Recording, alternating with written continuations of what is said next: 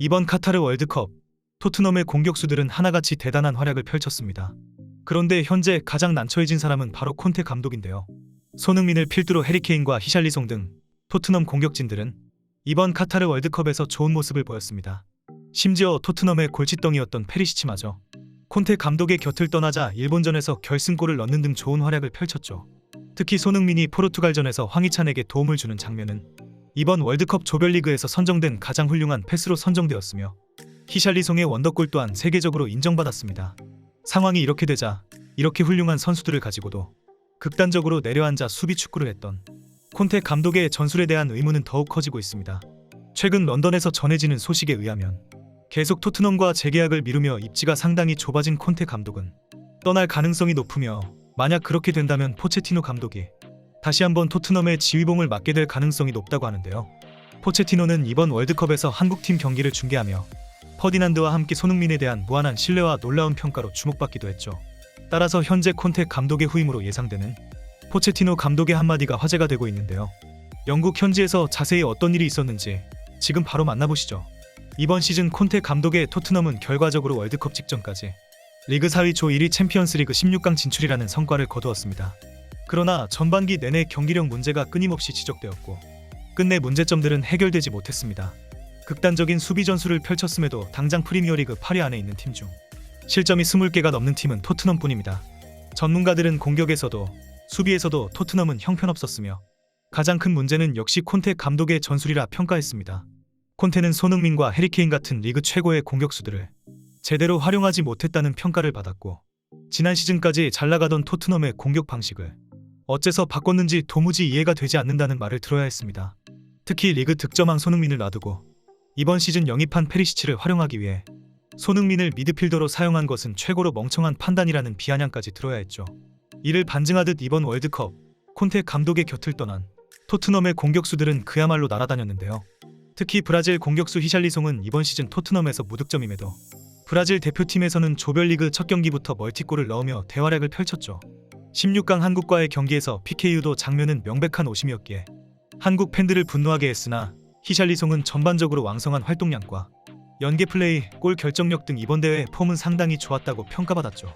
브라질 축구 팬들은 히샬리송이 이번 월드컵이 첫 출전이고 클럽 내에서 무득점이다 보니 걱정이 많았습니다. 그러나 히샬리송의 활약을 통해 콘테 감독의 전술이 얼마나 형편없었는지 그리고 그런 히샬리송을 밀어내고 주전으로 뛰는 손흥민이 얼마나 대단한 선수인지 축구 팬들은 다시 한번 실감할 수 있었죠. 히샬리송과 해리케인 그리고 손흥민 같은 토트넘 공격수들이 이번 월드컵에서 활약할수록 콘테 감독의 입지는 좁아졌습니다. 토트넘 팬들은 이렇게 훌륭한 선수들이 많은데 어째서 한 팀에 모아놓으면 공격이 죽는 것이냐며 콘테 감독의 전술의 문제점을 지적했던 것이죠. 영국 BBC에서 퍼디난드와 함께 포르투갈 대 한국을 중계했던 포체티노는 경기 막판 손흥민의 패스 장면을 보더니 그는 세계 최고의 공격수다라는 찬사를 보냈죠. 그리고 이후 퍼디난드와 대화에서 이렇게 대단한 선수가 클럽에서 제대로 활용되지 못하는 것은 안타깝다 라고 말해서 화제가 되었는데요. 함께 있던 퍼디난드가 왜 그렇게 생각하냐고 묻자 포체티노는 퍼디, 당신도 잘 알고 있지 않은가? 라고 말하자 퍼디난드는 말없이 고개를 끄덕거렸습니다. 퍼디난드 또한 이번 시즌 콘테 감독에게 만약 손흥민이 부진하다면 감독은 손흥민을 다르게 활용할 방법을 찾아야 한다. 어느 팀에나 주전에서 제외할 수 없는 선수가 있기 마련이다.